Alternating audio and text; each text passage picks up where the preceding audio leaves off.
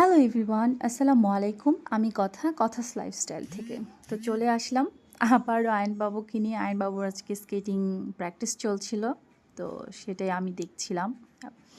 তারপর আজকে আয়নবাবুর নানু এসেছে, তো ওকে আমি বললাম যে তুমি আজকে একটু রোডে প্র্যাকটিস করো। নর্মালি তো হচ্ছে ওদের যে প্র্যাকটিস গ্রাউন্ডটা থাকে সেখানেই ওরা প্র্যাকটিস করে, তো সেটাই বলছিলাম। তো তার নানু বলছিল যে আল্লাহ ও ভয় পাবে। আমি বলছি, না একদমই ভয় পাবে না, এই যে দেখো। তার নানু পিছনে পিছনে যাচ্ছিল যেন পড়ে না যায়, ব্যথা না পায়। আমি বললাম যে ব্যথা না পেলে, একটু পড়েই যদি না যায় তাহলে হচ্ছে সে শিখতে পারবে না, তাই না?